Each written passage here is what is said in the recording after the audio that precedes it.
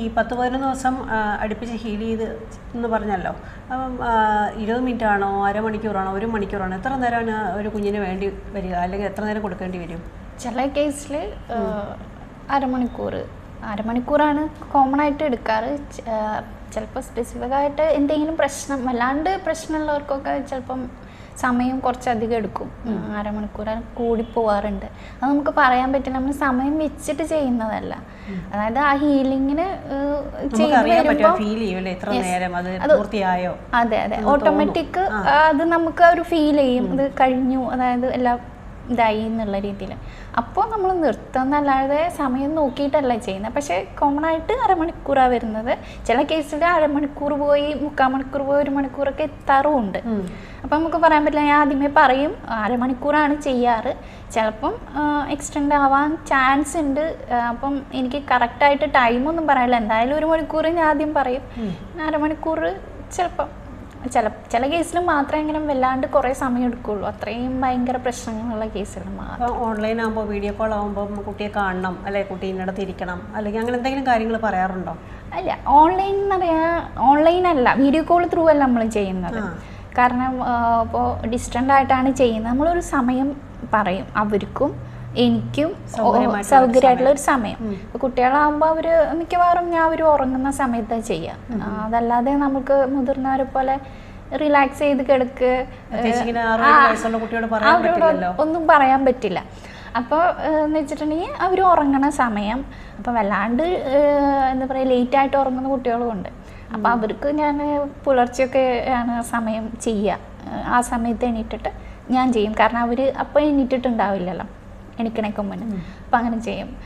പിന്നെ അവരെ കാണണമെന്ന് ഇല്ല ഇതിൽ ശരിക്ക്. പക്ഷെ ഓരോരുത്തരും ഓരോ ഇതിലാണ് ഫോളോ ചെയ്യുന്നത്. എൻ്റെ ഒരു ഇതിൽ എനിക്ക് കാണണമെന്നുണ്ട്. അപ്പം അറ്റ്ലീസ്റ്റ് ഒരു ഫോട്ടോ എങ്കിലും എനിക്ക് അയച്ചുതരാൻ ഞാൻ പറയും. അപ്പം ഞാനത് ഹീൽ ചെയ്യുമ്പം അവരുടെ മുഖം എൻ്റെ മൈൻഡിൽ കണ്ടിട്ട് എനിക്ക് ചെയ്യുമ്പോൾ ഒരു എന്താ പറയുക, ഒരു കോൺഫിഡൻസും അതല്ലെങ്കിൽ നമുക്ക് ആൾക്ക് കിട്ടിയെന്നുള്ളൊരു ഇത് എനിക്ക് തന്നെ തോന്നുമല്ലോ, ഒരു രൂപം വരുമ്പം. അപ്പം അതുകൊണ്ട് ഞാൻ അവരോട് ഫോട്ടോ ചോദിക്കാറുണ്ട്. എത്ര ദിവസം കൊണ്ട് ആ മാറ്റം ശരിക്കും നമുക്ക് അറിയാൻ പറ്റും? അതിപ്പോൾ എല്ലാവർക്കും ഒരുപോലെ മാറ്റങ്ങൾ പെട്ടെന്നൊന്നും ഉണ്ടാവില്ല. ഓക്കെ, കുട്ടികളിൽ ഒരു എന്തായാലും കുറച്ച് ദിവസത്തിനുള്ളിൽ തന്നെ ചെറിയ ചെറിയ മാറ്റങ്ങൾ കണ്ടു പറയുമായിരിക്കുമല്ലോ, ഒരു മാറ്റം കണ്ടു തുടങ്ങി പറഞ്ഞൊക്കെ അറിയിക്കുമല്ലോ. അതൊക്കെ ചിലപ്പോൾ 2-3 ദിവസമൊക്കെ കഴിയുമ്പോൾ തന്നെ ചിലപ്പോൾ അങ്ങനെ പറയാറുണ്ടോ? ഒരു 5 ദിവസമൊക്കെ കഴിയുമ്പോഴേക്കും അവർ പറയും. 3 ദിവസം ഞാൻ ഹീൽ ചെയ്യുമ്പോൾ ഞാൻ പറയും 3 ദിവസം എന്ന് പറയുന്നത് ഒരു ക്ലൻസിങ് പീരീഡ് ആയിട്ടാണ് ഞാൻ ആദ്യത്തെ ഫസ്റ്റ് 3 ദിവസം എന്ന് പറയുന്നത് ഒരു ക്ലൻസിങ് പീരീഡ് ആയിട്ടാണ് കൊടുക്കുന്നത്. കാരണം എന്ന് വെച്ചാൽ ഒരു എനർജി നമ്മളുടെ ശരീരത്തിലേക്ക് ഹീലിങ്ങിന് കൊടുക്കുമ്പം നമ്മളുടെ ശരീരത്തിൽ വേറൊരു എനർജി ഉണ്ടാവുമല്ലോ, പലതരത്തിലുള്ള നെഗറ്റീവ് ഉണ്ടാവും, ടോക്സിക് ആയിട്ടുള്ള പലതും ഉണ്ടായിരിക്കും. അപ്പം അതൊക്കെ പോകാനുള്ളൊരു സമയം ഞാൻ ഒരു 3 ദിവസം അവരോട് പറയും. ഓക്കെ, അപ്പോൾ അത് കഴിഞ്ഞിട്ട് അതൊക്കെ ആ ക്ലൻസിങ് പീരീഡ് അത് ഞാൻ പറയുന്നതാണ്, പലർക്കും പലതായിരിക്കും. അപ്പം എല്ലാവർക്കും ഈ 3 ദിവസം വേണമെന്നൊന്നുമില്ല. ചിലർക്ക് ഒരു ദിവസത്തിനുള്ളിൽ തന്നെ ഓക്കെ ആവും, ക്ലൻസിങ് നടക്കും. എന്നാലും ഞാൻ മിനിമം ഒരു 3 ദിവസം പറയാറുണ്ട്. അപ്പം ആ 3 ദിവസം കഴിഞ്ഞിട്ടാണ് പിന്നെ കറക്റ്റായിട്ട് നമുക്ക് മാറ്റങ്ങൾ കാണാൻ പറ്റി തുടങ്ങാം. ശരിക്കും പറഞ്ഞാൽ ഒരു എനർജി ബ്ലോക്ക് ആണല്ലോ നമുക്ക് ഫീൽ ചെയ്യാം. ഇപ്പം പാസ്റ്റ് ജന്മത്തിലുണ്ടായ അല്ലെങ്കിൽ മുൻ ജന്മത്തിലുണ്ടായ ഏതെങ്കിലും ട്രോമാസോ അല്ലെങ്കിൽ ഈ ജന്മത്തിലുണ്ടായ എന്തെങ്കിലും പ്രശ്നങ്ങളോ എന്തെങ്കിലും എനർജി ബ്ലോക്ക്സ് ആയിട്ടായിരിക്കുമല്ലോ ഇത് കാണുക. അപ്പോൾ ഈ ക്ലെൻസിങ് ടൈമിൽ അല്ലെങ്കിൽ ഇങ്ങനെ ചെയ്തുകൊണ്ടിരിക്കുന്ന സമയത്ത് അങ്ങനെ എന്ത് ബ്ലോക്ക്, അങ്ങനെ പ്രത്യേകിച്ച് എന്തെങ്കിലും എടുത്ത് കാണാൻ സാധിച്ചിട്ടുണ്ടോ? അതായത് നമ്മൾക്കിപ്പം ബ്ലോക്കുകൾ കാണാൻ പറ്റും. അത് എന്ത് റിലേറ്റഡ് ആണെന്ന് എല്ലാവരുടെ കേസിലും പറയാൻ പറ്റില്ല. പക്ഷെ ചില കേസിൽ നമുക്ക് മൈൻഡിൽ വരും ഇന്നതാണ് പ്രശ്നം. അപ്പം അത് അങ്ങനെ ഉണ്ടോ എന്ന് നമ്മൾ തന്നെ ചോദിക്കുക അവരോട്. അതായത് അവർക്ക് ചിലപ്പോൾ ഓർമ്മ ഉണ്ടായിരിക്കില്ല, അവർ നമ്മളോട് പറഞ്ഞിട്ടുണ്ടായിരിക്കില്ല. അങ്ങനെ എടുത്ത് നിൽക്കുന്ന ഏതെങ്കിലും ഓർമ്മ ഇപ്പം അങ്ങനെ ചോദിച്ചതായിട്ടായി അപ്പോൾ എന്ത് ബ്ലോക്കാണ് അല്ലെങ്കിൽ ചോദിച്ചത്, ആ ഒരു ബ്ലോക്കിൻ്റെ ഒരു രൂപം അല്ലെങ്കിൽ എന്താണ് പ്രശ്നം എന്നുള്ളത് അത് ഇപ്പോൾ ഓർമ്മയിൽ നിൽക്കുന്ന ഏതാണ്? അതായത് ഇപ്പം ഇപ്പോൾ എന്താ പറയുക, ഒരു മോൻ അവന് ഭയങ്കര മെൻ്റലി ഭയങ്കര ഡിസ്റ്റർബൻസാണ്. അതായത് പേടി, ബാത്റൂമിൽ കയറാൻ പറ്റുന്നില്ല. ബാത്റൂമിൽ ആരെങ്കിലും പോയാൽ തന്നെ പറയാണ് അവിടെ ക്യാമറ വെച്ചിട്ടുണ്ട് അവിടെ പോകരുത്. അമ്മോട് പറയാണ് അവിടെ ക്യാമറ വെച്ചിട്ടുണ്ട് അവിടെ പോകണ്ട. ഓക്കെ, പിന്നെ പുറത്തേക്ക് ഇറങ്ങാൻ സമ്മതിക്കുന്നില്ല. അവനായാലും പുറത്തേക്ക് ഇറങ്ങാൻ പെട്ടെന്ന് ഉണ്ടായതാണെന്ന് വീട്ടുകാർ പറയുന്നു. പക്ഷേ അവനെ ഹീൽ ചെയ്തപ്പം എനിക്ക് കുറേ ബ്ലോക്കുകൾ, അവന് ചൈൽഡ്ഹുഡിൽ തന്നെ എന്തൊക്കെയോ പ്രശ്നങ്ങൾ വന്നിട്ടുണ്ട്. അപ്പം ഞാൻ ചോദിച്ചു അവരോട്, അതായത് എന്തെങ്കിലും അങ്ങനെ ഉണ്ടായിട്ടുണ്ടോ, അവന് ചൈൽഡ്ഹുഡ് ട്രോമ എന്തെങ്കിലും കിട്ടിയിട്ടുണ്ടോ എന്ന് ചോദിച്ചു. അപ്പം എന്നോട് പറഞ്ഞു, അങ്ങനെ ഞാൻ അറിയാൻ വൈകി, പക്ഷേ അവന് ചെറുപ്പത്തിൽ അവന് യൂസ് ചെയ്തിട്ടുണ്ട്. ഓക്കെ, അവർ ഫാമിലിയിലുള്ള ആരോ ആണ്. അപ്പം അതിൻ്റെ ഒരു ഇതിൽ അവൻ പേടിച്ചിട്ട് പറഞ്ഞില്ല, പക്ഷെ പറഞ്ഞത് അവരുടെ ഫാമിലിയിലുള്ള ആരോടാണ്, പാരൻസിനോട് പറഞ്ഞില്ല. ഓക്കെ, അപ്പോഴേക്കും ഇതൊക്കെ അതായത് അതൊക്കെ വിട്ടു പോയായിരുന്നു. പക്ഷേ ഈ കുട്ടിയുടെ മനസ്സിൽ ട്രോമയായിട്ട് കിടപ്പാണ്. ഓക്കെ, അപ്പം അവൻ പഠിക്കുന്നുണ്ട്, ഓക്കെയാണ്. കുറച്ച് ഈ ആൾ അല്ലെങ്കിൽ ആ വ്യക്തി വിട്ടുപോയതിനു ശേഷം കുട്ടി ഓക്കെ ആയതാണ്. ഓക്കെ, കുറച്ച് നാൾ കഴിഞ്ഞപ്പം, ഏകദേശം എന്ന് പറയുന്നത് അവൻ നന്നായി പഠിക്കുന്ന ടൈമൊക്കെ കഴിഞ്ഞപ്പം പിന്നെയാണ് ഇതൊക്കെ അവന് പ്രശ്നങ്ങളായിട്ട് വരുന്നത്. അതായത് ഒരു ഗ്രൂപ്പായിട്ടുള്ള ഒരു ഇതിലേക്ക് അവന് പോകാൻ പേടിയായി തുടങ്ങി. ഇനി അങ്ങനെ എന്തെങ്കിലും അനുഭവം ഉണ്ടായെങ്കിലോ എന്ന് കരുതിയിട്ടായിരിക്കാം പോവാൻ തുടങ്ങി. അതായത് ഇപ്പം ഫ്രണ്ട്സിൻ്റെ ഇടയിലാണെങ്കിൽ തന്നെ അവൻ ഇമാജിൻ ചെയ്തിട്ട് ഓരോന്നൊക്കെ പറഞ്ഞു തുടങ്ങി. ഓക്കെ, പേടി, അവന് ആ പേടി ഇപ്പോഴും ഉണ്ട്. അത് എടുത്തു കളയാൻ ഉള്ള ഒരു ഇത് ഇപ്പോൾ പാരൻസിനായാലും ഇപ്പം ഉണ്ടായൊരു പ്രശ്നമാണ് അവർ പറഞ്ഞത്. പക്ഷേ കുട്ടികൾക്ക് ഉണ്ടാവുന്ന, അതായത് വലുതാവും തോറും ഉണ്ടാവുന്ന ഓരോ പ്രശ്നങ്ങളും ചൈൽഡ്ഹുഡ് റിലേറ്റഡ് ആണ് പ്രശ്നങ്ങൾ. അപ്പം അത് എനിക്ക് ഒരു കുട്ടിയും പറയില്ല, പല കുട്ടികളും പേടിച്ചിട്ട് ഇത് പുറത്ത് പറയില്ല. ഇനി കുറച്ചുകൂടെ കഴിഞ്ഞിട്ട് ഏതെങ്കിലും കൗൺസിലറിനെ ആരെങ്കിലും ഏൽപ്പിച്ചാൽ പോലും ചിലപ്പോൾ അവരുടെ മനസ്സിൽ നിന്ന് വിട്ട് കിട്ടണമെന്നില്ല. അപ്പോഴായിരിക്കും അവർ പോലും അറിയാതെ ഹീൽ ചെയ്യാനായിട്ട് ഇങ്ങനൊരു മെത്തേഡ് യൂസ് ചെയ്യേണ്ടി വരുന്നത് അല്ലേ? അവിടെയാണ് ഇതിൻ്റെ പ്രാധാന്യം. ഒരു ഭയങ്കര ഒരു സംഭവമാണ്. എത്രയോ കുഞ്ഞുങ്ങൾ പലരും വിചാരിക്കും കുഞ്ഞല്ലേ, അവൻ എന്തെങ്കിലും പറ്റി കഴിഞ്ഞാൽ അത് മാറിക്കോളും എന്ന ചിന്ത. അതാണ്, അതായത് മാറില്ല എന്നുള്ളതാണ് സത്യം പറഞ്ഞു കഴിഞ്ഞാൽ. ആ ചൈൽഡ്ഹുഡ് ട്രോമ എന്ന് പറയുന്നത് ഭയങ്കര പ്രശ്നമുള്ളതാണ്. അത് അപ്പോൾ ആ സമയത്ത് നമ്മൾ വിചാരിക്കുക, ഇപ്പോൾ കഴിഞ്ഞല്ലോ, അവൻ ഓക്കെ ആയി, അവനത് മറന്നു അല്ലെങ്കിൽ അവളത് മറന്നു എന്ന് വിചാരിച്ചിട്ടാണ് നമ്മളിരിക്കുന്നത്. അത് പ്രോഗ്രസീവ് ആയിരിക്കും കാര്യങ്ങളൊക്കെ. പക്ഷേ ഒരു പർട്ടിക്കുലർ മൊമെൻ്റ് എത്തുമ്പം, എന്തെങ്കിലും ചെറിയൊരു ഇൻസിഡൻറ്റ് അവരുടെ ലൈഫിൽ ഉണ്ടായി കഴിയുമ്പം അത് പെട്ടെന്ന് എടുത്തു വരും. പിന്നെ അതൊരു വലിയ പ്രശ്നമായിട്ട് മാറുകയാണ് ചെയ്യുന്നത്. അപ്പം ഈ ഹീലിംഗ് കൊടുക്കുമ്പം അവർക്ക് സത്യം പറഞ്ഞു കഴിഞ്ഞാൽ കോൺഫിഡൻസ് ലെവൽ കൂടാണ്. പേടിയുണ്ടല്ലോ, ചില കാര്യങ്ങളോടുള്ള പേടി, ആങ്സൈറ്റി, അങ്ങനെയുള്ള കാര്യങ്ങളൊക്കെ ഉണ്ടാവും കുട്ടികൾക്ക്. വലിയവർക്ക് മാത്രമല്ല, കുട്ടികൾക്കും ഉണ്ട് ഈ പറഞ്ഞ കാര്യങ്ങളൊക്കെ, ഡിപ്രഷൻ, ആങ്സൈറ്റി എന്ന് പറയുന്നത്. പക്ഷേ അത് പുറത്തേക്ക് വരുമ്പം നമുക്ക് മനസ്സിലാക്കാൻ ഭയങ്കര പാടാണ്. നമ്മൾ വിചാരിക്കുക അവരുടെ വാശിയാണ് എന്നൊക്കെ വിചാരിക്കും. ഇങ്ങനെ പെരുമാറുന്നത്, ആരോടും ഒരു അടുപ്പം കാണിക്കുന്നില്ല, അല്ലെങ്കിൽ തുറന്ന് സംസാരിക്കുന്നില്ല, അല്ലെങ്കിൽ മറ്റുള്ളവരായിട്ട് മിങ്കിൾ ചെയ്യുന്നില്ല, പഠിക്കുന്നില്ല അല്ലേ? എല്ലാം നമുക്ക് അവനെ വഴക്ക് പറയുക അല്ലെങ്കിൽ അവനെ മാറ്റി നിർത്തുക എന്നുള്ളതിൽ ഉപരിയായിട്ട് അവൻ എന്തെങ്കിലും പ്രശ്നം, ഒരു റൂട്ട് കോസ് കാണും എന്ന് കരുതി അത് തിരിച്ചറിഞ്ഞ് ഹീൽ ചെയ്യുക എന്ന് പറയുന്നത് വളരെ ബുദ്ധിമുട്ടുള്ള കാര്യമാണ്. അപ്പം ഈ ഹീലിങ്ങിലൂടെ എന്ന് വെച്ചിട്ടുണ്ടെങ്കിൽ അവർക്ക് ഭയങ്കര കോൺഫിഡൻസ് കൂടും, പേടി മാറും. ശരിക്കും അവർ ഉള്ളു തുറന്ന് ചിരിച്ചു തുടങ്ങും. അതെ, എപ്പോഴും നോക്കിയാലും ഒരു ചിരിയില്ലാതെ വളരെ മൂഡ് ഓഫ് ആയിട്ട് ഇങ്ങനെ അല്ലേ, ആ രീതിയിലുള്ളൊരു ദുഃഖം നിറഞ്ഞൊരു ഭാവമാണ് എപ്പോഴും ഉണ്ടാകുന്നത്. അതെ അതെ. പിന്നെ വീട്ടിലെന്തെങ്കിലും പറയുമ്പം ദേഷ്യം വരും കുട്ടികൾക്ക്, ഇങ്ങനെയുള്ളവർക്കൊക്കെ. അതായത് എന്തെങ്കിലും ചെയ്യാൻ പറയുമ്പോൾ ചെയ്യില്ല എന്നുള്ള ഭയങ്കര അഡ്മൻ്റായിട്ട് നിൽക്കും. അങ്ങനെയുള്ളതൊക്കെ ഹീലിംഗ് കഴിയുമ്പം കുറച്ച് ദിവസം കഴിയുമ്പോൾ അവർ പറയുക, മോൻ പറഞ്ഞത് അനുസരിക്കുന്നുണ്ട്, മാറ്റങ്ങൾ എന്ന് പറയുന്നത് കാണുന്നുണ്ട്. മറ്റുള്ളവർ വരുമ്പോൾ ഫേസ് ചെയ്യുന്നുണ്ട്, മറ്റേ ഗസ്റ്റ് വരുമ്പം എണീറ്റ് പോണ സ്വഭാവമൊക്കെയാണ്. അപ്പോൾ അതിനൊരു മടിയില്ലാത്ത രീതിയിലൊക്കെ തുടങ്ങുന്നുണ്ട്. പെട്ടെന്ന് എല്ലാ കാര്യങ്ങളും ഓക്കെ ആവുമെന്നല്ല ഞാൻ പറയുന്നത്, ഓരോ സ്റ്റെപ്പായിട്ട് ഓരോ കാര്യങ്ങൾ ശരിയായി തുടങ്ങും. ഓക്കെ, അപ്പം ഓരോ ചെറിയ ചേഞ്ച് എന്ന് പറയുന്നത് അതൊരു വലിയ മാറ്റമാണ്. അതെ, നമ്മളിപ്പോൾ അത്ഭുതങ്ങളിൽ വിശ്വസിക്കുന്നവരോട് ചോദിക്കുമ്പോൾ ഈ ഒരു കുട്ടിയിലുണ്ടാകുന്ന മാറ്റം, പ്രകടമായ മാറ്റം എന്ന് പറയുന്ന ഒരു അത്ഭുതമാണ് അല്ലേ? എന്നുവെച്ചാൽ അച്ഛനും അമ്മയ്ക്കും എപ്പോഴും തൻ്റെ മക്കൾ നല്ല നിലയിലെത്തണം, നല്ല രീതിയിൽ ജീവിക്കണം എല്ലാ അച്ഛനമ്മമാരുടെയും സ്വപ്നമാണ്.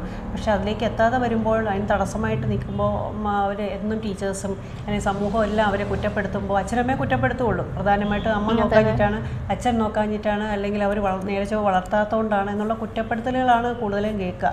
പക്ഷേ ആ കുട്ടിക്കൊരു പ്രശ്നം ഉണ്ടായിരിക്കുമെന്നും അവൻ്റെ കൂടെ നിന്ന് അവനെ സഹായിക്കുക, അവൻ്റെ പ്രശ്നം കണ്ടെത്തുക. അപ്പം ഗ്രീഷ്മയെ പോലുള്ള ഹീലേഴ്സിനൊക്കെ ഇങ്ങനെയുള്ള കുഞ്ഞുങ്ങളെ ഒരുപാട് സഹായിക്കാൻ പറ്റും. അവരുടെ ജീവിതം തന്നെ മാറ്റിമറിക്കാൻ സാധിക്കും അല്ലേ?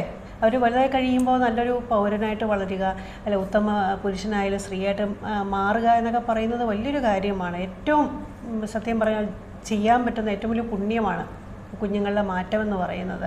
അപ്പോൾ അതുപോലുള്ള ഒരുപാട് അനുഭവങ്ങൾ ഗ്രീഷ്മയുടെ ജീവിതത്തിൽ ഉണ്ടായിട്ടുണ്ട്. അപ്പോൾ മാസ്റ്റർ ടീച്ചറായി എന്ന് പറഞ്ഞു. അതായത് ആദ്യം നമ്മൾ ജസ്റ്റ് ബേസിക് ആയിട്ടൊരു കോഴ്സ് പഠിച്ചു, അതിനുശേഷം അടുത്ത ലെവലിലേക്ക് പോയി, പിന്നെ അത് കഴിഞ്ഞിട്ട് ഹീലറായിട്ട് മാറി, അത് കഴിഞ്ഞ് ടീച്ചറായിട്ട് മാറി. അപ്പോൾ അങ്ങനെ പടിപടിയായിട്ട് പല ലെവലിലേക്ക് എത്തണമെങ്കിൽ ഗ്രീഷ്മയുടെ ജീവിതത്തിലും അതുപോലൊരു മാറ്റം ആവശ്യമുണ്ടെന്ന് ഗ്രീഷ്മയ്ക്ക് തോന്നിയപ്പോഴാണ് ഇതെല്ലാം പഠിച്ചതും അനേകരിലേക്ക് അത് എത്തിക്കാനും സാധിച്ചത്. അപ്പം അങ്ങനെ ഒരു നമ്മൾ സമൂഹത്തിൽ നല്ലൊരു സേവനം ചെയ്ത് നിൽക്കുന്ന വ്യക്തി എന്ന നിലയിൽ നമുക്കിപ്പോൾ എന്തായാലും നമ്മുടെ പ്രേക്ഷകർ ഒരുപാട് പേര് നമ്മുടെ വീഡിയോ കാണുന്നുണ്ട്. അപ്പോൾ അവർക്കൊക്കെ ഇതുപോലെ ഒരു ഹീലിംഗ് ആഗ്രഹിക്കുന്നുണ്ടാവും. അപ്പോൾ അവർക്ക് നമുക്ക് എല്ലാ നമ്മുടെ വീഡിയോ കാണുന്നവർ, നമുക്ക് വേണ്ടി പ്രാർത്ഥിക്കുന്നവരും, അവർക്ക് ഒരുപാട് മാറ്റങ്ങൾ വേണമെന്ന് ജീവിതത്തിൽ ആഗ്രഹിക്കുന്നവരും, ഇനി പഠിക്കാൻ ആഗ്രഹിക്കുന്നവർക്കും എല്ലാവർക്കും കൂടെ വേണ്ടിയിട്ടൊരു സൗജന്യമായിട്ട് നമുക്കൊരു ഹീലിംഗ് ഈ സമയത്ത് നൽകിയാലോ? അല്ലേ? അതൊരു വലിയൊരു പുണ്യമായിരിക്കും, അവർക്കൊരു സന്തോഷമാവും. അത് ചെയ്യാം. ഓക്കെ. എന്തെങ്കിലും പ്രിപ്പറേഷൻ ആവശ്യമുണ്ടോ? പ്രിപ്പറേഷൻ ഇപ്പം എല്ലാവരും ഒന്ന് ബ്രീത്തിങ് എക്സസൈസ് ചെയ്ത് റിലാക്സ് ചെയ്തിരിക്കുക. കണ്ണടച്ചിട്ടിരിക്കാൻ പറ്റിയിരിക്കുക. കുറച്ച് എന്താ പറയുക, വല്ലാണ്ട് ബഹളമൊന്നും ഇല്ലാത്ത ഒരിടത്തിൽ ഇരിക്കുക, കിടക്കുക, സമാധാനമായിട്ട് ഇരിക്കുക. ഓക്കെ, കോൺസെൻട്രേഷൻ പോവാത്ത രീതിയിൽ ജസ്റ്റ് ഈ എനർജീനെ റിസീവ് ചെയ്യാൻ റെഡിയായിട്ട് മൈൻഡ് കൊണ്ടും ഫിസിക്കലി മെൻ്റലി ഇമോഷണലി എല്ലാ തരത്തിലും റിസീവ് ചെയ്യാൻ റെഡിയായിട്ട് കിടക്കുക ഇരിക്കുക. എന്താണെന്ന് വെച്ചാൽ കണ്ണടച്ച് കിടക്കുകയാണ് നല്ലത്. ഇതിനിടയിൽ ഉറങ്ങിപ്പോവാൻ ചാൻസ് ഉണ്ട്. അപ്പം ഉറക്കം വരുന്നു എന്ന് വിചാരിച്ചിട്ട് എണീറ്റിരിക്കാൻ നോക്കണ്ട, അതിൻ്റെ ഒരു ഭാഗമാണ്. കണ്ണടച്ചിരിക്കണമെന്നുണ്ടോ? ഇല്ലില്ല, കണ്ണടച്ചിരിക്കണമെന്നില്ല. പക്ഷേ കണ്ണടച്ചിരിക്കുന്നതാണ് ബെറ്റർ. നമുക്ക് കണ്ണുറന്നിരിക്കുമ്പം അവിടേക്കും ഇവിടേക്കും ഒക്കെ ഓരോ ശ്രദ്ധ പോകാൻ ചാൻസ് ഉണ്ട്. അതുകൊണ്ട് കണ്ണടച്ചിരിക്കുകയാണ് ഏറ്റവും നല്ലത്. റിലാക്സ് ചെയ്തിരിക്കുക. ബ്രീത്തിങ് എക്സസൈസ് വലിയ കാര്യങ്ങൾ ചെയ്യണമെന്നൊന്നാണ് ഞാൻ പറയുന്നത്. ബ്രീത്ത് എടുക്കുക, ജസ്റ്റ് ഒന്ന് ഹോൾഡ് ചെയ്യുക, അപ്പോൾ അതൊക്കെ റിലാക്സ് ചെയ്യാം, ബ്രീത്ത് ഔട്ട് ചെയ്യാം. ഓക്കെ, അങ്ങനെ ഒരു 2-3 പ്രാവശ്യം ചെയ്തിട്ട് റിലാക്സ് ചെയ്തിട്ട് ഈ റേക്കി എനർജി എന്നിൽ നിന്നും റിസീവ് ചെയ്യാൻ റെഡിയാണെന്ന് മൈൻഡിനോട് ഒന്ന് ഇതാക്കിയിട്ട് പറഞ്ഞിട്ട് ജസ്റ്റ് ഒന്ന് കണ്ണൊക്കെ അടച്ച് കിടക്കാം. ഇനിയിപ്പോൾ എന്തെങ്കിലും മ്യൂസിക്കോ അങ്ങനെയൊക്കെ വെക്കുന്നൊക്കെ കുഴപ്പമില്ല. മ്യൂസിക് മീൻസ് ഈ മെഡിറ്റേഷൻ റിലേറ്റഡ് മ്യൂസിക്കൊക്കെ വെക്കുന്നത് നല്ലതാണ്. കോൺസെൻട്രേഷൻ ഒക്കെ വെക്കുന്നത് നല്ലതാണ്. അവർക്ക് ഒരു ഇച്ചിരി കൂടെ ഫ്രീ ആയിട്ട് മൈൻഡും ബോഡിയും ഒക്കെ ഫ്രീ ആയിട്ട് കിട്ടും. ജസ്റ്റ് മൈൻഡും ബോഡി റിലാക്സ് ചെയ്തിട്ട് നമ്മൾ ഈ എനർജീനെ റിസീവ് ചെയ്യാൻ റെഡി ആയിട്ടിരിക്കാം. ഞാനിപ്പോൾ റേക്കി എനർജി എല്ലാവരിലേക്കും അയക്കുകയാണ്. ഓക്കെ, അപ്പം അത് സ്വീകരിക്കുക. എല്ലാ ഫിസിക്കൽ മെൻ്റൽ ഇമോഷൻ ഫിനാൻഷ്യലിയുള്ള എല്ലാ ബ്ലോക്കുകളും മാറട്ടെ എന്ന് ഞാൻ മാറിയെന്ന് വിചാരിച്ചുകൊണ്ടാണ് ഞാൻ ചെയ്യുന്നത്. അപ്പം അത് റിസീവ് ചെയ്യുക. ഓക്കെ,